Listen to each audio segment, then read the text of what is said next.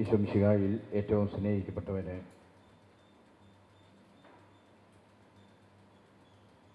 നമ്മൾ ചിന്തിക്കുന്ന വിഷയം ദൈവിക തേജസ്സിലേക്ക് രൂപാന്തരപ്പെടുക എന്നുള്ളൊരു വിഷയത്തെക്കുറിച്ച് നമ്മൾ ചിന്തിക്കുകയാണ്. ദൈവിക തേജസ്സിലേക്ക് രൂപാന്തരപ്പെടുക. ഇതിനെക്കുറിച്ച് ചിന്തിക്കുമ്പോൾ കോർദോസുകാർക്ക് എഴുതിയ 2-ാം ലേഖനം 3-ാമത്തെ അധ്യായം 18-ാമത്തെ ലിഖിതം. കോർദോസുകാർക്ക് എഴുതിയ 2-ാം ലേഖനം 3-ാമത്തെ അധ്യായം 18-ാമത്തെ ലിഖിതം ഈ വചനത്തിൽ ഇങ്ങനെ പഠിപ്പിക്കുകയാണ്: കർത്താവിൻ്റെ മഹത്വം കണ്ണാടിയിൽ എന്ന പോലെ മൂടുപടമണിയാത്ത മുഖത്ത് പ്രതിഫലിക്കുന്ന നാം എല്ലാവരും അവിടുത്തെ സാദൃശ്യത്തിലേക്ക്, മഹത്വത്തിൽ നിന്ന് മഹത്വത്തിലേക്ക് രൂപാന്തരപ്പെട്ടുകൊണ്ടിരിക്കുകയാണ്. ഇത് ആത്മാവായ കർത്താവിൻ്റെ ദാനമാണ്.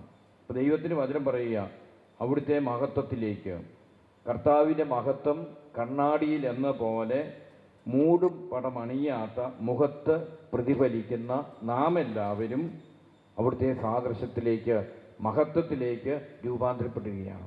നമുക്കറിയാം, 25 നോമ്പിലേക്ക് നമ്മൾ പ്രവേശിച്ചിരിക്കുകയാണ്. യേശുവിൻ്റെ ജനനത്തിരുനാളിന് ഒരുക്കമായി 25 ദിവസം നമ്മൾ നോമ്പൊക്കെ എടുത്ത് നമ്മൾ പ്രത്യേകമായിട്ട് പ്രാർത്ഥിക്കുമ്പോൾ യേശുവിൻ്റെ മഹത്വത്തിലേക്കുള്ള ഒരു രൂപാന്തരീകരണം നമ്മുടെ ജീവിതത്തിൽ സംഭവിക്കാൻ സഭ ആഗ്രഹിക്കുക. അപ്പോൾ ഒരു വ്യക്തിയുടെ ജീവിതത്തിൽ ഏതെങ്കിലും മൂടുപടമുണ്ടെങ്കിൽ ആ മൂടുപടം എടുത്തു മാറ്റാൻ കർത്താവിന് പറ്റും. അത് യേശുവിന് മാത്രമേ പറ്റൂ, വേറെ ആർക്കും പറ്റില്ല. മൂടുപടം അണിഞ്ഞ് ജീവിക്കുന്നവർ, പാപത്തിൻ്റെ വഴികളിലൂടെ സഞ്ചരിക്കുന്ന ഒരു വ്യക്തിക്ക് അവൻ്റെ ജീവിതത്തെ പ്രകാശമാനമാക്കാൻ കർത്താവിന് പറ്റുള്ളൂ. അതുകൊണ്ടാണ് കോർദോസുകാർക്ക് 2-ാം ലേഖനത്തിൽ 3-ാമത്തെ അധ്യായം 13 മുതൽ നമ്മൾ ഇപ്രകാരം വായിക്കുന്നുണ്ട്. 18 വരെയുള്ള വചനങ്ങളിൽ നമ്മളിപ്പോൾ കേട്ടതാണ്: മങ്ങിക്കൊണ്ടിരിക്കുന്ന തേജസ്സിൻ്റെ തിരോധാനം ഇസ്രായേൽക്കാർ ദർശിക്കാതിരിക്കാൻ വേണ്ടി മുഖത്ത് മൂടുപടം ധരിച്ച മോശയെപ്പോലെയാണ് ഞങ്ങൾ. അവരുടെ മനസ്സ് കടുപ്പമേറിയതായിരുന്നു. അവർ പഴയ പ്രമാണം വായിക്കുമ്പോൾ അതേ മൂടുപടം ഇന്നും അവശേഷിക്കുന്നു. എന്തെന്നാൽ ക്രിസ്തുവിലൂടെ മാത്രമാണ് അത് നീക്കം ചെയ്യപ്പെടുന്നത്. അതെ, ഇന്നും മോശയുടെ ഗ്രന്ഥം വായിക്കുമ്പോഴെല്ലാം അവരുടെ മനസ്സിൽ ഒരു മൂടുപടം കിടക്കുന്നുണ്ട്. എന്നാൽ ആരെങ്കിലും കർത്താവിലേക്ക് തിരിയുമ്പോൾ ആ മൂടുപടം നീക്കപ്പെടുന്നു. കർത്താവ് ആത്മാവാണ്. കർത്താവിൻ്റെ ആത്മാവ് ഉള്ളിടത്ത് സ്വാതന്ത്ര്യമുണ്ട്. എന്നിട്ട് വചനം പറഞ്ഞത്, കർത്താവിൻ്റെ മഹത്വം കണ്ണാടിയിൽ എന്ന പോലെ മൂടുപടമണിയാത്ത മുഖത്ത് പ്രതിഫലിക്കുന്ന നാം എല്ലാവരും കർത്താവിൻ്റെ സാദൃശ്യത്തിലേക്ക്, മഹത്വത്തിൽ നിന്ന് മഹത്വത്തിലേക്ക് രൂപാന്തരപ്പെടുകയാണ്. ഇപ്പോൾ ഒരു ക്രൈസ്തവ ജീവിതം യേശുക്രിസ്തുവിലേക്കുള്ള ഒരു വളർച്ചയും യേശുക്രിസ്തുവിനെ സ്വീകരിക്കുന്ന, സ്വന്തമാക്കുന്ന ഒരു ജീവിതമാണ് എന്ന് ദൈവത്തിന് വചനം പറയാം. അപ്പോൾ യേശുവിനെ സ്വന്തമാക്കാൻ തടസ്സമായി നിൽക്കുന്ന ഏത് കാര്യമുണ്ടെങ്കിലും അത് മൂടുപടം ഇട്ട് മുഖം മൂടി നടക്കുന്നത് പോലെയാണ്. അപ്പോൾ ഇങ്ങനെ മുഖം മൂടി അണിഞ്ഞ ജീവിതങ്ങളെ പ്രകാശിപ്പിക്കാനും അതുപോലെ തന്നെ അനുഗ്രഹങ്ങൾ കൊണ്ട് നിറയ്ക്കാനും കർത്താവിന് മാത്രമേ പറ്റൂ, യേശുവിന് മാത്രമേ പറ്റൂ എന്ന് പറയുകയാണ്. അപ്പോൾ അതുകൊണ്ട് ഒരു വ്യക്തിയുടെ ജീവിതത്തിൽ വിശുദ്ധീകരണവും രക്ഷയും സംഭവിക്കണമെങ്കിൽ യേശുവിലേക്ക് തിരിഞ്ഞേ പറ്റും. അപ്പോൾ യേശു ക്രിസ്തുവിലേക്ക് തിരിയുന്ന ഒരു വ്യക്തിയുടെ ജീവിതത്തിൽ യേശു 2 കാര്യങ്ങൾ നൽകും. അതിനെക്കുറിച്ച് യോഹന്നാന്റെ സുവിശേഷം 14-ാമത്തെ അധ്യായം 27-ാമത്തെ ലിഖിതം: ഞാൻ എൻ്റെ സമാധാനം തരുന്നു, ലോകം തരുന്നത് പോലെയല്ല. ഈശോ പറയുന്ന കാര്യം ഇതാ, ഞാൻ എൻ്റെ സമാധാനം തരുന്നു. ഇന്ന് സമാധാനമില്ലാതെ നമ്മൾ കടന്നു പോകുന്നുണ്ടെങ്കിൽ യേശു ക്രിസ്തുവിലേക്ക് കടന്നു വരാതെ ഒരു വ്യക്തിക്ക് സമാധാനം കിട്ടില്ല.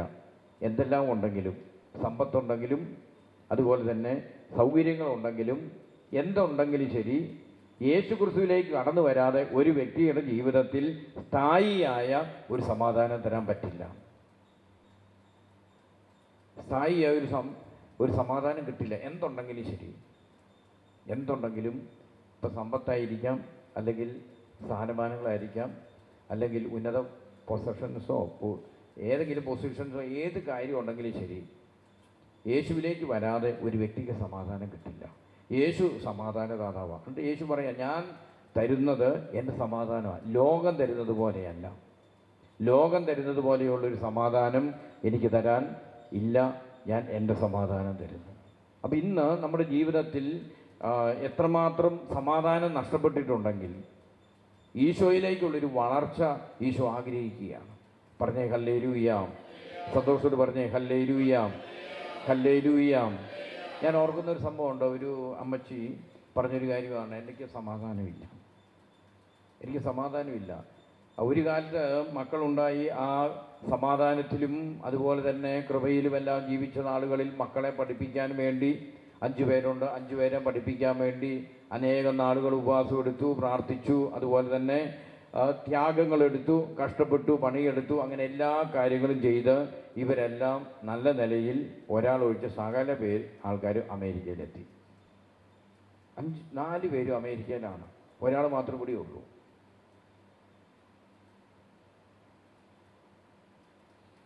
അപ്പോൾ ഇവിടെ ആയിരിക്കുന്ന സമയത്ത് അവൻ്റെ മൂത്തവൻ്റെ കല്യാണം കഴിഞ്ഞു.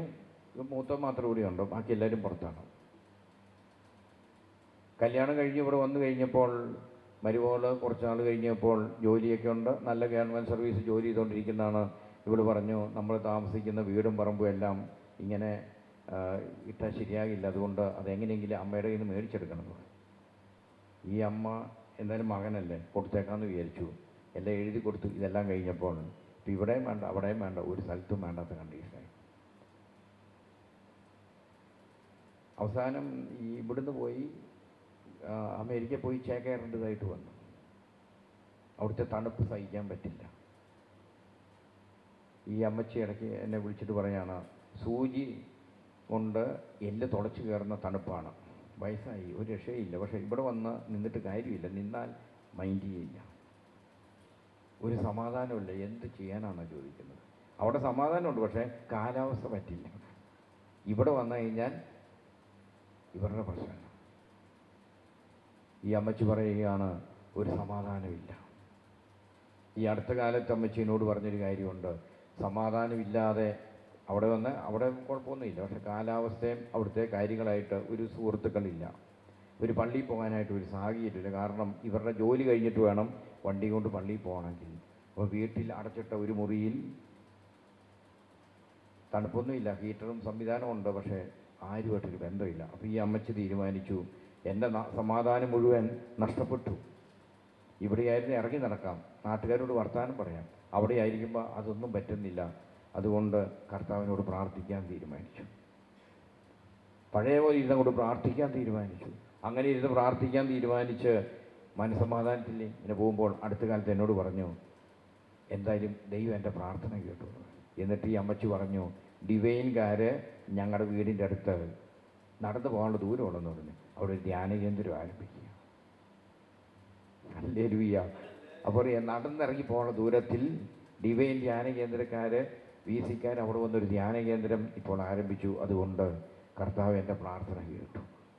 കർത്താവ് എൻ്റെ സമാധാനം വീണ്ടും നേടിയെടുക്കാൻ കർത്താവ് എന്നെ സഹായിച്ചു എന്ന് പറയുകയാണ്. സ്നേഹമുള്ളവരെ, ഇന്ന് യേശു നൽകുന്ന സമാധാനം നഷ്ടപ്പെട്ടു പോകുന്ന അനേകം വ്യക്തികളും കുടുംബങ്ങളും ഉള്ളൊരു കാലഘട്ടത്തിലാണ് നമ്മൾ ജീവിക്കുന്നത്. അപ്പോൾ ദൈവത്തിൻ്റെ വചനം പറയുന്നുണ്ട്, ഒരു വ്യക്തിയുടെ ജീവിതത്തിൽ ആരെങ്കിലും കർത്താവിലേക്ക് തിരിയുന്നുണ്ടെങ്കിൽ അവൻ്റെ ജീവിതത്തിൽ നിന്നും മൂടുപടം എടുത്തു മാറ്റും, കർത്താവിൻ്റെ സമാധാനം കൊണ്ട് നിറയും. അപ്പോൾ ദൈവികമായ ഒരു തേജസ്സിലേക്ക് ഒരു വ്യക്തി വളരുക എന്ന് പറയുമ്പോൾ ആ വ്യക്തിയുടെ ജീവിതത്തിൽ പാപത്തെ ഉപേക്ഷിക്കാൻ, തെറ്റായ സാഹചര്യങ്ങളെ ഉപേക്ഷിക്കാൻ അവൻ തയ്യാറാകുമ്പോൾ അവൻ്റെ ജീവിതത്തിൽ നഷ്ടപ്പെട്ട ദൈവിക തേജസ് വീണ്ടെടുക്കാൻ പറ്റും. അത് യേശു തരും.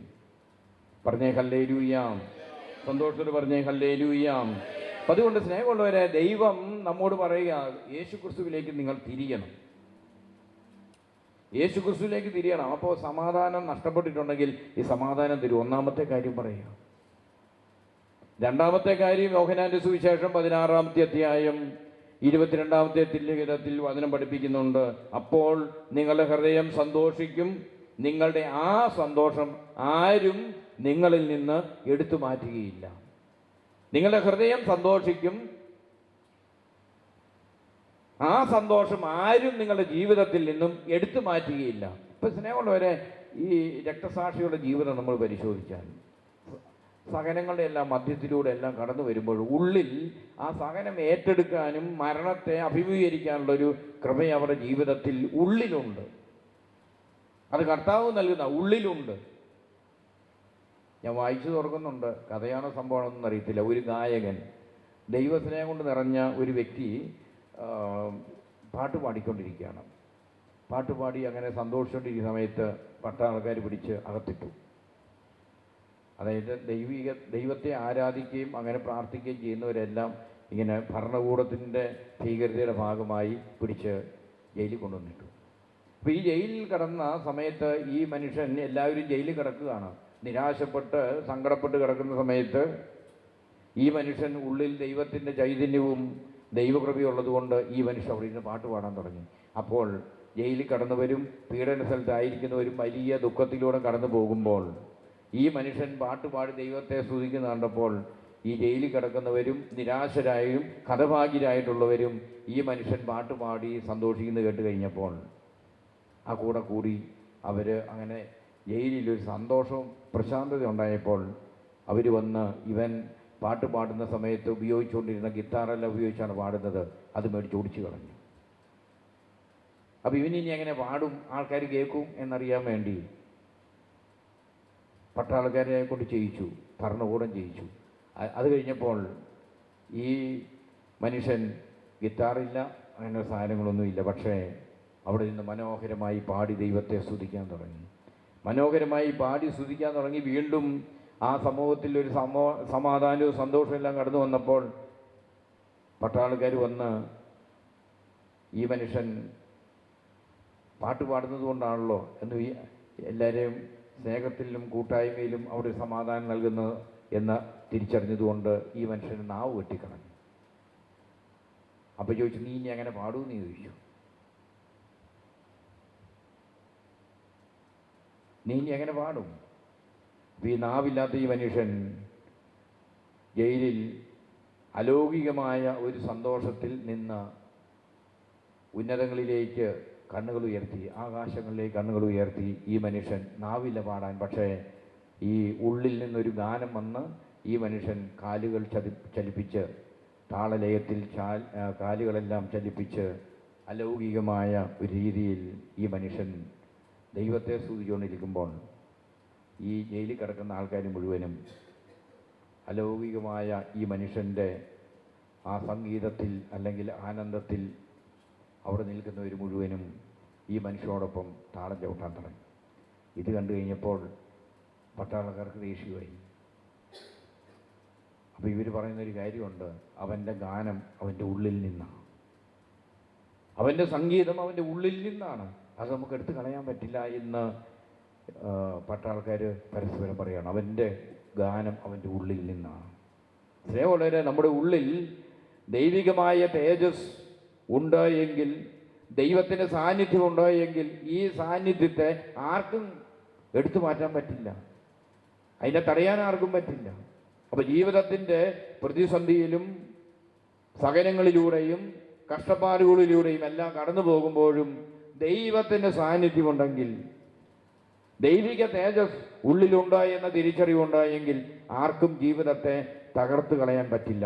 പറഞ്ഞേ ഹല്ലേലൂയാം, ഹല്ലേലൂയാം. അപ്പം അതുകൊണ്ട് സ്നേഹമുള്ളവരെ, നമ്മൾ ഇന്ന് തിരിച്ചറിയേണ്ടത്, ഈ യേശുവിൻ്റെ ജന്മത്തിരുന്നാളിന് വേണ്ടി നമ്മൾ ഒരുങ്ങുമ്പോൾ ഉള്ളിൽ നഷ്ടപ്പെട്ടു പോയ ദൈവികമായ തേജസ് വീണ്ടെടുക്കാൻ നമ്മുടെ ജീവിതത്തെ വിശുദ്ധീകരിക്കുക എന്നുള്ളതാണ് ഏറ്റവും പ്രധാനപ്പെട്ട കാര്യം. പറഞ്ഞേ ഹല്ലേലൂയാം, സന്തോഷത്തോട് പറഞ്ഞേ ഹല്ലേലൂയാം. ഈ യേശുവിൻ്റെ സാന്നിധ്യം ഒരു വ്യക്തിയുടെ ജീവിതത്തിൽ ശക്തിപ്പെട്ടാൽ അവൻ എവിടെ പോയാലും ശരി, അവൻ ഏത് നാട്ടിൽ ഏത് രാജ്യത്ത് പോയാലും അല്ലെങ്കിൽ ഏതെല്ലാം പ്രതിസന്ധികളിലൂടെ കടന്നു പോയാലും അവൻ്റെ ജീവിതത്തെ തകർക്കാൻ ആർക്കും പറ്റില്ല. അനേകം ജീവിതങ്ങളും കുടുംബങ്ങളും തകർന്നു പോകുന്നുണ്ട് എങ്കിൽ അതിന് കാരണം യേശുവിൻ്റെ സാന്നിധ്യം, ദൈവികമായ തേജസ് ജീവിതത്തിൽ ഉണ്ട് എന്ന തിരിച്ചറിവ് ഒരു വ്യക്തിയുടെ ജീവിതത്തിൽ നഷ്ടപ്പെടുമ്പോഴാണ്. പറഞ്ഞേ ഹല്ലേലൂയാം, സന്തോഷത്തോട് പറഞ്ഞേ ഹല്ലേലൂയാം, സന്തോഷത്തോട് പറഞ്ഞേ ഹല്ലേലൂയാം. ഞാൻ ഓർക്കുന്നുണ്ട്, എന്നെ ഒരു സഹോദരി വിളിച്ച് ഓർക്കുകയാണ്, ഫോണിൽ വിളിച്ച് പറഞ്ഞ ഒരു കാര്യം ഇതാണ്. ഈ സഹോദരിയുടെ ഭർത്താവ് ഗൾഫിലാണ്, പള്ളിയിൽ പോകാൻ സമ്മതിക്കില്ല, ഒരു ബൈബിൾ വീട്ടിൽ വെക്കാൻ സമ്മതിക്കില്ല. ഒരു പ്രാർത്ഥന പുസ്തകം വീട്ടിൽ വെക്കാൻ പറ്റില്ല, മക്കളെ വേദപാഠത്തിന് വിടാൻ പറ്റില്ല, ഒരു ആത്മീയ കാര്യവും പറ്റില്ല. ഈ സഹോദരി ഈ വലിയ പ്രതിസന്ധിയിലൂടെ ഇങ്ങനെ കടന്നു പോകാം. പ്രാർത്ഥിക്കാൻ പറ്റില്ല, ജോലി എടുക്കണം, തിരിച്ചു വരണം, പിള്ളേരെ നോക്കണം, കുളിപ്പിക്കണം, ഭക്ഷണം ഉണ്ടാക്കണം, പിന്നെ ജോലിക്ക് പോകണം. ഒരു പ്രാർത്ഥിക്കാൻ പറ്റാത്ത ഒരു സാഹചര്യങ്ങളിലൂടെ കടന്നു പോകുമ്പോൾ ഈ സഹോദരി എന്നോട് പറഞ്ഞൊരു കാര്യമുണ്ട്. ഭർത്താവ് ഇതെല്ലാം ബാൻ ചെയ്തിരിക്കുകയാണ്, എല്ലാം ബാൻ ചെയ്തിരിക്കുകയാണ്. പക്ഷേ ഈ സഹോദരിക്ക് പ്രാർത്ഥിക്കണം, പ്രാർത്ഥിക്കാനായിട്ട് വലിയൊരു കൃപയുണ്ട്, അത് സമ്മതിക്കില്ല. അപ്പോൾ ഈ സഹോദരി പറയുകയാണ്, ബാത്റൂമിൽ കയറി ഇരുന്ന് പ്രാർത്ഥിക്കുന്നത്. ബാത്റൂമിൽ കയറി വെള്ളമെല്ലാം ഓണാക്കി, പൈപ്പ് ഓണാക്കിയിട്ടിട്ട് കരങ്ങൾ ഉയർത്തി സ്തുതിച്ചും അവിടെ മുട്ടുകുത്തി എന്നും ദൈവത്തെ സ്തുതിച്ച് പ്രാർത്ഥിക്കും. ഇങ്ങനെ പ്രാർത്ഥിക്കാൻ പറ്റുള്ളൂ. Hallelujah, hallelujah. ഉള്ളിൽ ദൈവികമായ ഒരു തേജസ്, ദൈവ സാന്നിധ്യം ഉള്ളതുകൊണ്ട് ഭർത്താവ് ഇത് മുടക്കുമ്പോഴും പ്രാർത്ഥിക്കാനായിട്ട് തടസ്സം നിൽക്കുമ്പോഴും ഈ സഹോദരി കണ്ടുപിടിച്ച ഒരു ഓപ്ഷൻ ബാത്റൂമാണ്. പൈപ്പ് നന്നായിട്ട് തുറന്നിട്ട് നല്ല ഒച്ചത്തിൽ വെള്ളം ചീറ്റി പാത്രത്തിലേക്ക് വരുമ്പോൾ ഈവൻ ഷവറെല്ലാം ഓണാക്കിയിട്ടിട്ട് ഈ സഹോദരി അവിടെ ഇന്ന് സ്തുതിച്ച് പ്രാർത്ഥിച്ചു എന്ന് പറയാണ്. വേറെ ഒന്നും രക്ഷയില്ല. ആഗ്രഹിക്കാറുണ്ടോ നമുക്ക്? ഹല്ലേലൂയ. ഉള്ളിലുണ്ട് ദൈവത്തിൻ്റെ സാന്നിധ്യമുണ്ട്, യേശുവിൻ്റെ സാന്നിധ്യമുണ്ട്, ദൈവിക തേജസ് ഉള്ളിലുണ്ടായിരുന്നത് കൊണ്ട് ഈ പ്രതിസന്ധിയെ അതിജീവിക്കുന്ന ഒരു സഹോദരി, ഒരു കുടുംബം. പറഞ്ഞേ ഹല്ലേലൂയ, സന്തോഷത്തോട് പറഞ്ഞേ ഹല്ലേലൂയ. യേശുവേ ആരാധന, ഹല്ലേലൂയ, ഹല്ലേലൂയ. ഒരു ദൈവികമായ ഈ ഒരു തേജസ്സിലേക്കുള്ള ഒരു വളർച്ചയാണ് ദൈവം ഇന്ന് നമ്മിൽ നിന്ന് ആവശ്യപ്പെടുന്നത്. ഏത് ഞെരുക്കങ്ങളിലും ഏത് പ്രതിസന്ധികളിലും ദൈവത്തെ കൈവിടാതെ ദൈവത്തിൽ മുഖമുയർത്തി ജീവിക്കാനായിട്ടുള്ള ഒരു ശക്തമായൊരു അഭിഷേകം. പറഞ്ഞേ ഹല്ലേലൂയ, ഹല്ലേലൂയ. പ്രാർത്ഥിക്കുന്ന ബാങ്കിലെ ഒരു കാഷ്യർ പറഞ്ഞൊരു കാര്യം ഇതാണ്. പ്രാർത്ഥിക്കുന്ന ഒരു കാഷ്യർ, ബാങ്കിലെ ജോലിക്കാരനാണ്, കാഷ്യറാണ്.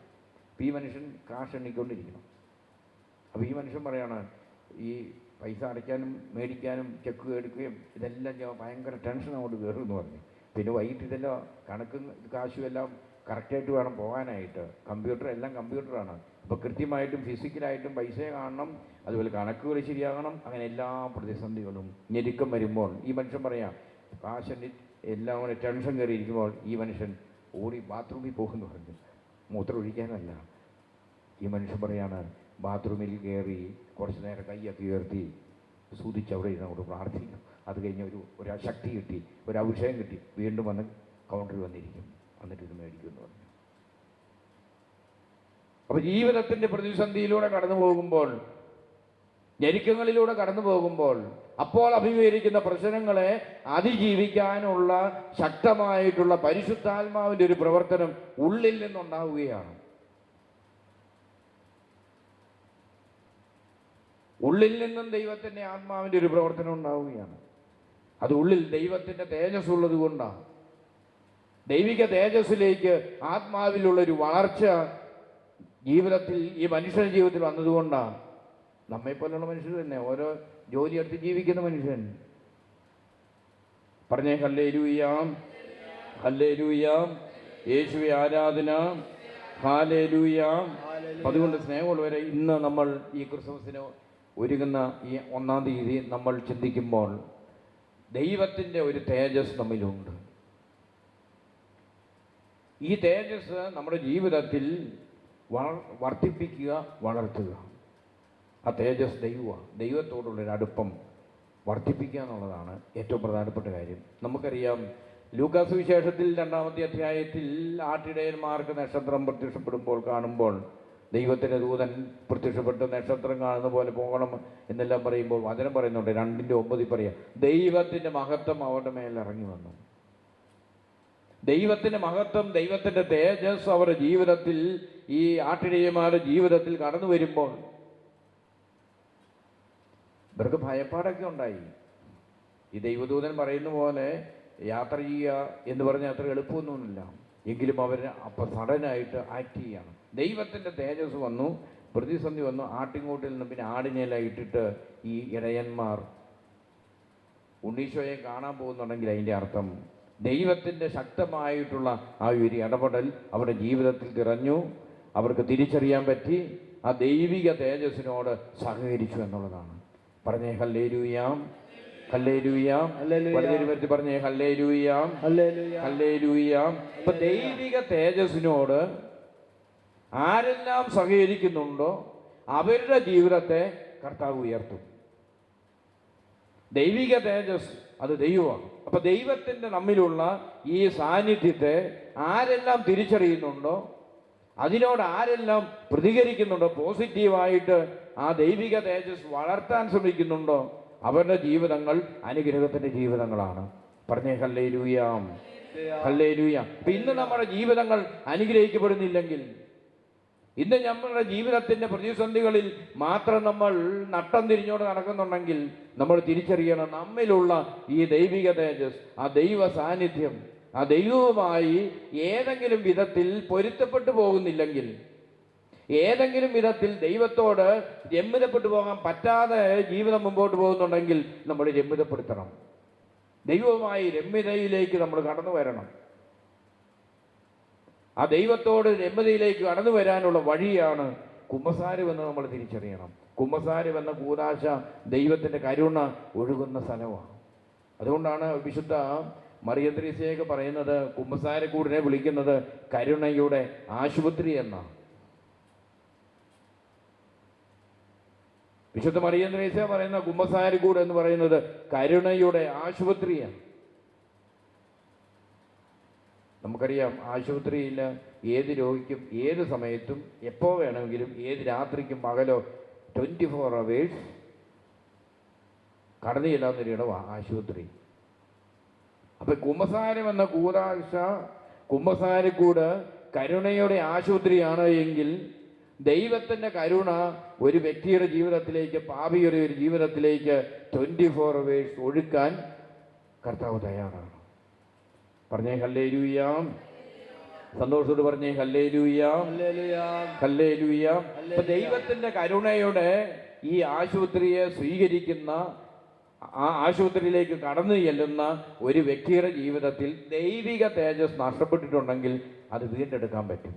അപ്പൊ നഷ്ടപ്പെട്ട ദൈവിക തേജസ് വീണ്ടെടുക്കുന്നത് ഈ കുമ്പസാരക്കൂട്ടിലൂടെയാണ്. അതുകൊണ്ടാണ് വിശുദ്ധ ജോൺ പോൾ രണ്ടാമൻ പാപ്പയൊക്കെ എല്ലാ ദിവസവും കുമ്പസാരിച്ചിരുന്നത്. എല്ലാ ദിവസവും കുമ്പസാരിച്ചിരുന്നു. വലിയ പാപിയായിട്ടാണോ? മഹാ അപരാധിയായതുകൊണ്ടാണോ? ദൈവത്തിൻ്റെ കരുണ ഓരോ ദിനവും ഓരോ നിമിഷവും ജീവിതത്തിൽ ഉജ്ജ്വലിക്കണം എന്ന് വിചാരിച്ചതുകൊണ്ടാണ് അപ്രകാരം ഓരോ ദിവസവും കുമ്പസാരിച്ചത് എന്ന് നമ്മൾ തിരിച്ചറിയണം.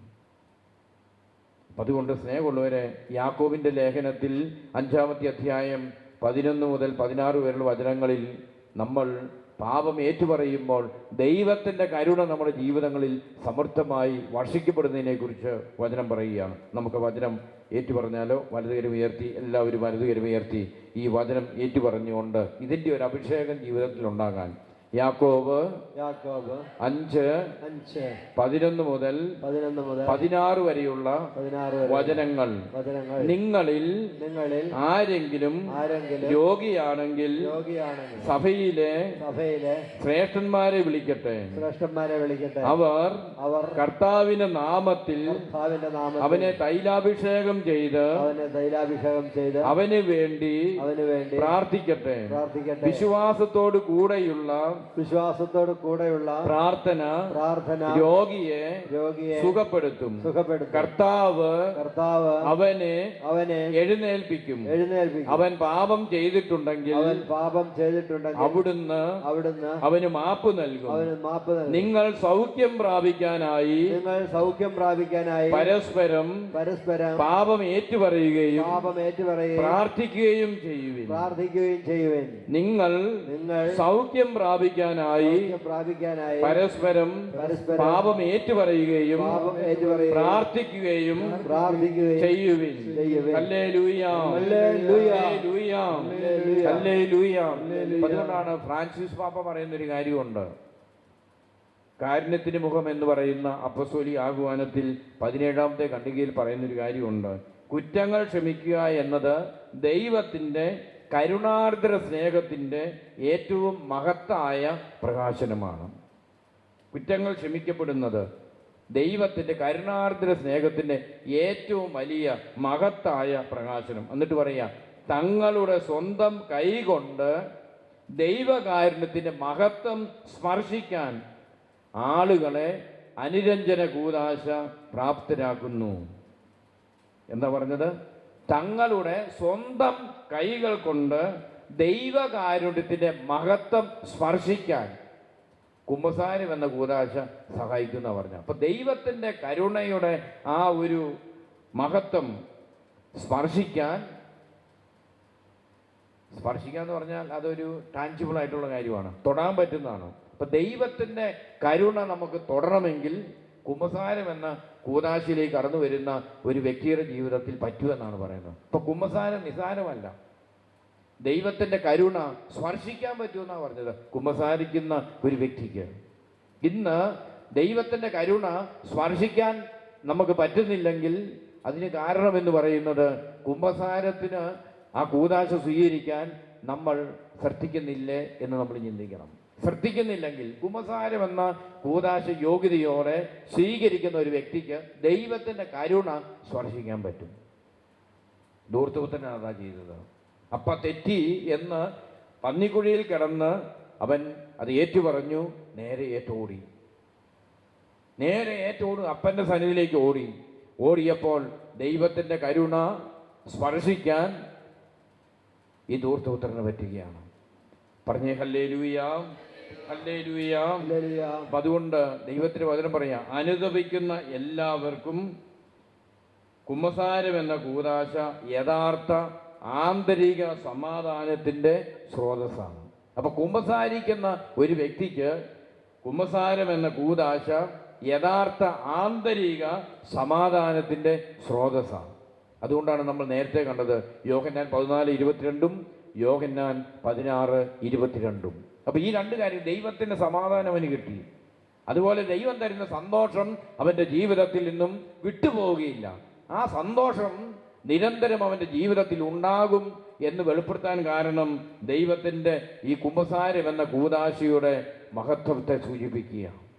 പറഞ്ഞേ ഹല്ലേലൂയ, ഹല്ലേലൂയ, ഹല്ലേലൂയ. അതുകൊണ്ട് ഏത് പാപിക്കും ഏതു സമയത്തും സമീപിക്കാവുന്ന ദൈവത്തിൻ്റെ കരുണയുടെ ആശുപത്രിയാണ് ഒരു കുമ്പസാരക്കൂട്. ഇത് അറിഞ്ഞാൽ നമ്മൾ കുമ്പസാരിക്കാനായിട്ട് മടി വിചാരിക്കില്ല. വിശുദ്ധ മറിയം ത്രേസ്യയുടെ ജീവിതത്തിൽ ഒരു സംഭവം പറയുന്നുണ്ട്. കുമ്പസാരിക്കുന്ന സമയത്ത് പള്ളിയിൽ പോയി. ഈ മറിയം ത്രേസ്യയുടെ ജീവിതത്തിൽ ഒരു പ്രത്യേകത എന്ന് പറയുന്നത്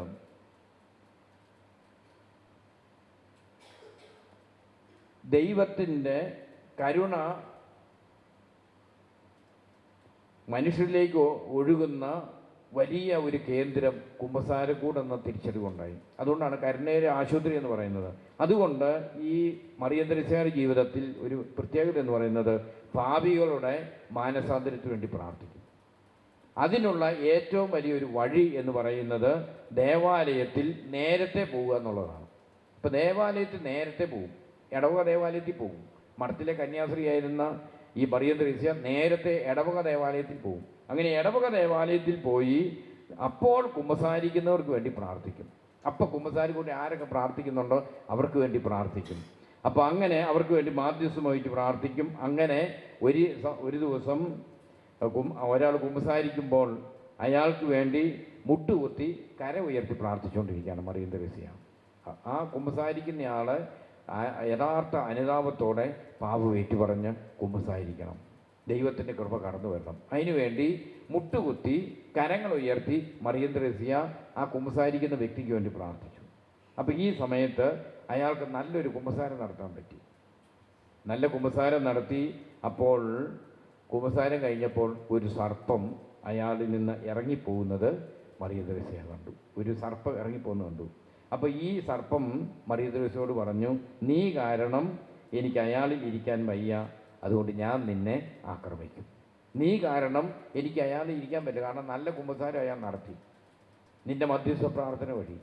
അതുകൊണ്ട് എനിക്കിനി അയാളിൽ ഇരിക്കാൻ പറ്റില്ല, അതുകൊണ്ട് ഞാൻ നിന്നെ ആക്രമിക്കുമെന്ന് പറഞ്ഞു.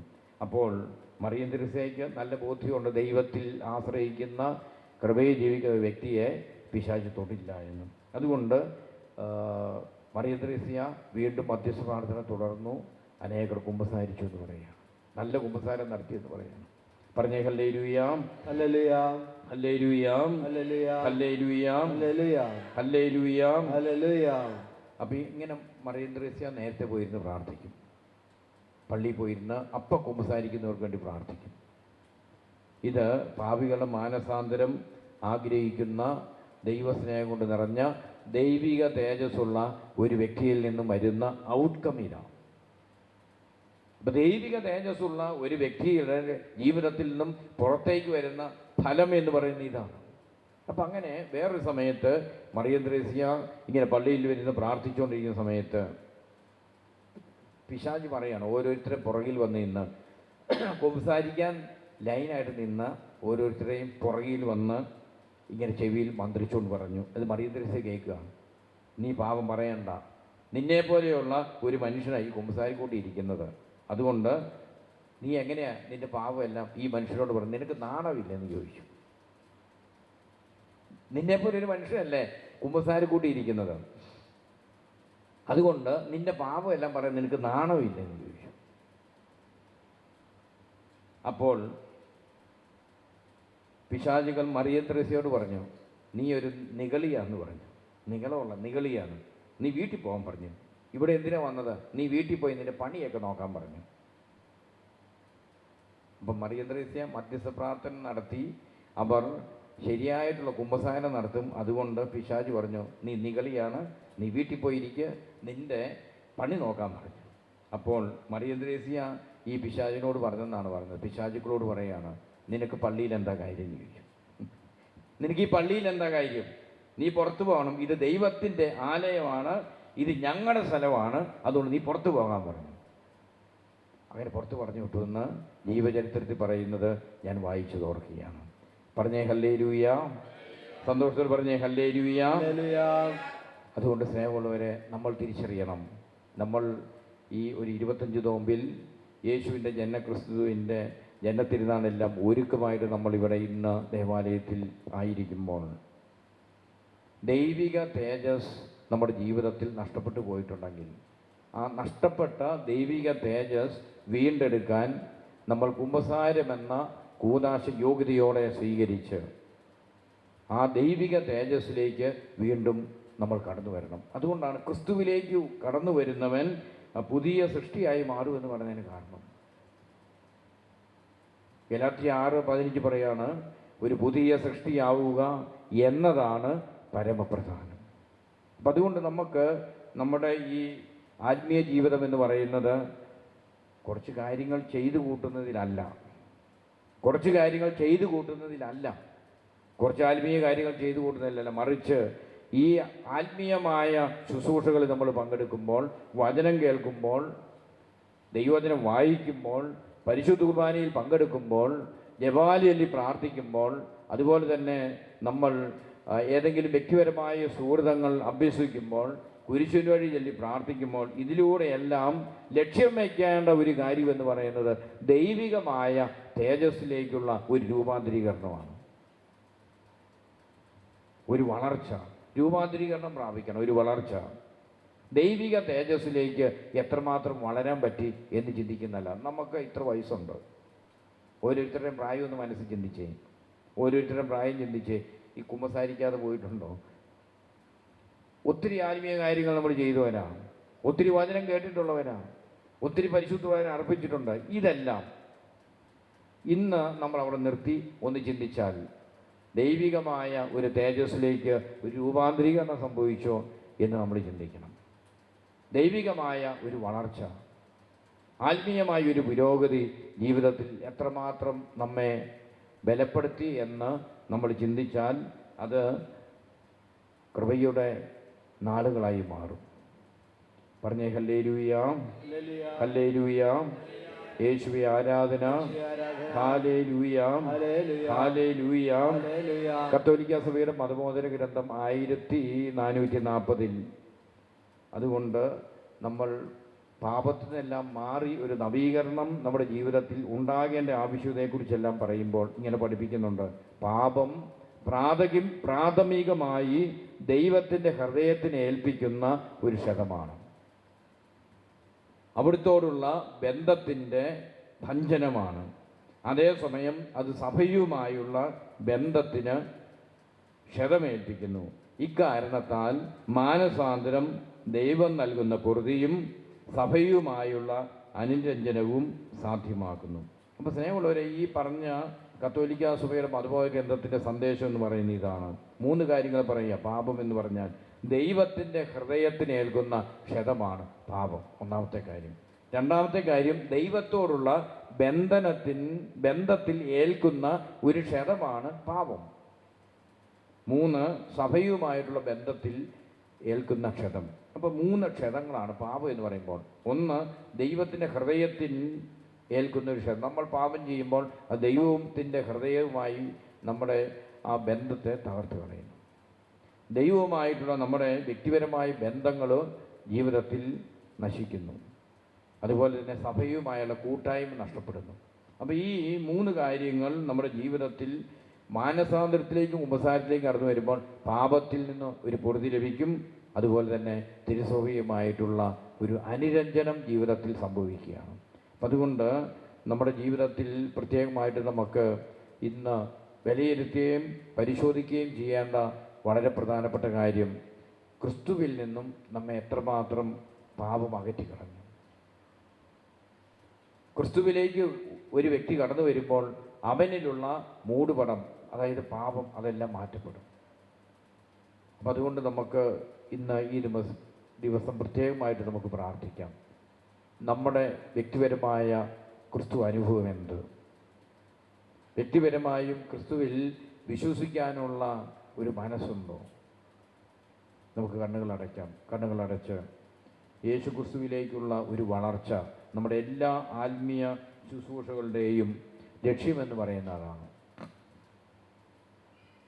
യേശു ക്രിസ്തുവിലേക്കുള്ള ദൈവിക തേജസ്സിലേക്കുള്ള ഒരു വളർച്ച. ഈ ക്രിസ്മസ് അതിൻ്റെ പൂർണ്ണതയിൽ ദൈവിക തേജസ്സിലേക്ക് നമ്മെ വളർത്തട്ടെ. നമുക്ക് ആഗ്രഹിച്ച് പ്രാർത്ഥിക്കാം. നല്ല കുമ്പസാരത്തിലൂടെ, സുഹൃത ജപങ്ങൾ ചെയ്യുന്നതിലൂടെ, അനുദിനം വിശുദ്ധ കുർബാനയിൽ പങ്കെടുക്കുന്നതിലൂടെ, എല്ലാ ആഴ്ചയിൽ കുമ്പസാരിക്കുന്നതിലൂടെ, അങ്ങനെ ചെയ്യുമ്പോൾ ഒരു വ്യക്തി ദൈവിക തേജസ്സിലേക്ക് കടന്നു വരും.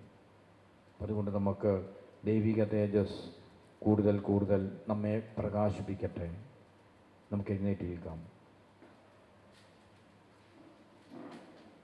2 കരങ്ങളും ഉയർത്തി സ്തുതിച്ച് കർത്താവിനെ ആരാധിക്കാം. Hallelujah, hallelujah. യേശുവേ, നന്ദി പറഞ്ഞ് ആരാധിക്കുന്നു, സ്തുതിക്കുന്നു, മഹത്വപ്പെടുത്തുന്നു. അവിടുത്തെ കൃപ കൊണ്ട് ഞങ്ങളെ നിറയ്ക്കണമേ. ദൈവിക തേജസ്, നഷ്ടപ്പെട്ടു പോയ തേജസ് വീണ്ടെടുക്കാൻ കർത്താവേ നിന്റെ ആത്മാവിനെ അയക്കണമേ. പുതിയ ബോധ്യങ്ങൾ നൽകണമേ, അഭിഷേകം നൽകണമേ. Hallelujah, hallelujah. ആരാധന, ആരാധന, ആരാധന.